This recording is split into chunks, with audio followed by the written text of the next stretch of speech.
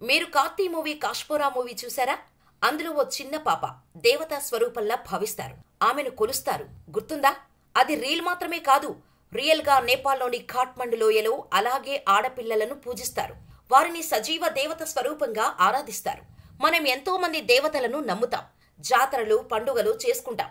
కానీ నేపాల్లో మాత్రం సజీవ దేవతను వారు పూజిస్తారు. ఈ అమ్మవారినే తలేజు భవానీ అని లేదా కుమారి దేవత అని అక్కడి ప్రజలు పిలుచుకుంటారు. అసలు ఈ తలేజు దేవత ఎవరు? ఆమె చరిత్ర ఏమిటి? ఇప్పటికీ సజీవంగా ఎలా ఉంటుంది? తలేజు దేవతకు ఉన్న ప్రత్యేకతలు ఏంటి అనే విషయాలను ఇప్పుడు మనం ఈ వీడియోలో తెలుసుకుందాం. హిందువుల దేవత తలేజు భవానీ. ఈ అమ్మవారు నేపాల్ మల్లా రాజవంశానికి చెందిన రాజదేవతగా చరిత్ర చెబుతోంది. తలేజు భవానీకి ఖట్మండులో ఓ అందమైన దేవాలయం ఉంది. దీనిని 1564లో మహేంద్ర మల్లా అనే రాజు నిర్మించాడు. ఈ ప్రదేశం ఖాట్మండు దర్బార్ స్క్వేర్లోని హనుమాన్ ధోకాలో ఉంది.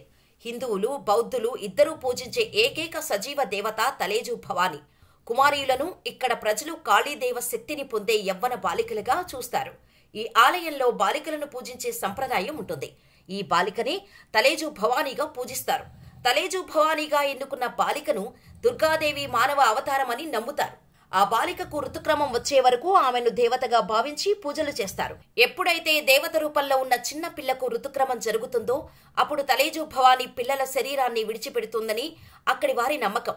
అయితే ఈ సంప్రదాయం నేపాల్లో ఎలా మొదలైందంటే 1325లో ముస్లిం సైన్యాలు మిథిలను పాలిస్తున్న కర్ణాటక రాజు హరిసింహ దేవను ఓడించడంతో హరిసింహ 14వ శతాబ్దంలో ఖాట్మండు లోయకు వచ్చాడు.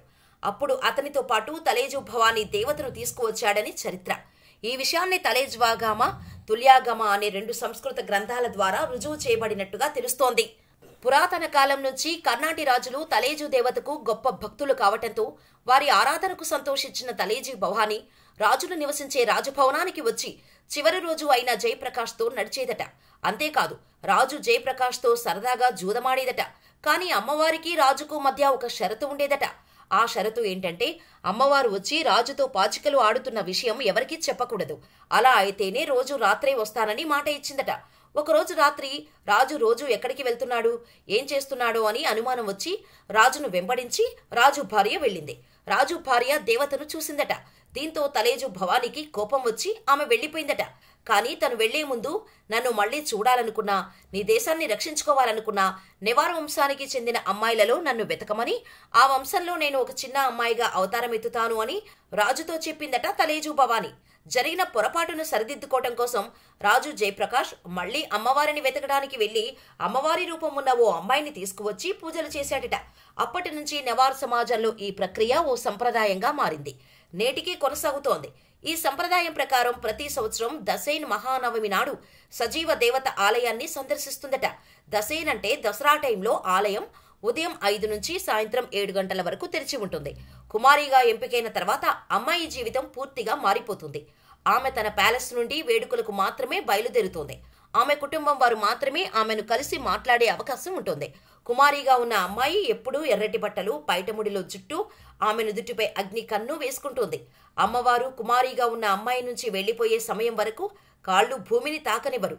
కుమారి రూపంలో ఉన్న అమ్మాయిని దర్శించడం అదృష్టాన్ని తెస్తుందని నమ్ముతారు. అందువల్ల చాలా మంది ఈ సజీవ దేవత దర్శనం కోసం పాకులాడుతారు. ఆమె ఇనుప సింహాసనంపై కూర్చొని అందరికీ దర్శనమిస్తుంది. కుమారీ దేవత ఏడవటం అపశకునంగా భావిస్తారు. ఇలా ఓ కుమారి దేవత ఏడుస్తున్నప్పుడు కొత్తగా కుమారిగా వచ్చింది కదా, అందుకే భయపడుతుందేమో అనుకున్నారట. తీరా చూస్తే రాజు చనిపోయాడట. రాజు చనిపోయాక ఆ కుమారీ దేవత ఏడుపు ఆపేసిందట. సజీవ దేవతను కనుగొనడానికి ఓ విచిత్ర ప్రక్రియను వీరు చేపడతారు. 5 సీనియర్ బౌద్ధ గురువులు, ప్రధాన రాజపూజారి, తలేజు పూజారి, రాజజ్యోతిష్కుడు కుమారిని ఎంపిక చేస్తారు. శరీరంపై మచ్చలు లేని దంతాలు కోల్పోని వారిని చూసి సెలెక్ట్ చేస్తారు. మర్రిచెట్టు లాంటి శరీరం, శంఖం వంటి మెడ, సింహం లాంటి ఛాతీ, ముఖంలో ప్రశాంతత, నల్లని స్ట్రైట్ హెయిర్ మరియు డార్క్ ఐస్, జింక వంటి కాళ్లు, ఇలా అమ్మాయిలో ఉన్న క్వాలిటీస్ ని బట్టి సెలెక్ట్ చేస్తారు. ఇక్కడితో సెలక్షన్ ప్రాసెస్ అవ్వదు. సెలెక్ట్ అయిన అమ్మాయిని బలి ఇవ్వబడిన అనేక గేదెలు, జంతువులు ఉన్న రూమ్ లో ఉంచుతారు. ఆ రక్తంపై ముసుగు ధరించిన పురుషులు డాన్స్ చేస్తారు. వీటిని చూసిన అమ్మాయి భయపడితే ఆమె తలేజా దేవత ప్రతిరూపం కాదు అని భావిస్తారు. దీంతో మరొక అమ్మాయికి పరీక్ష పెట్టి సెలెక్ట్ చేస్తారు. దసరాలో కాలరాత్రి అయిన 8వ రోజు కుమారీ దేవత ఎంపిక ప్రక్రియ ప్రారంభమవుతుంది. ఇప్పటికీ తలేజు దేవత తమ రాజ్యాన్ని కాపాడటానికి వస్తుందని స్థానికులు నమ్ముతారు. అందుకే ఇప్పటికీ ఈ సంప్రదాయాన్ని కొనసాగిస్తున్నారు.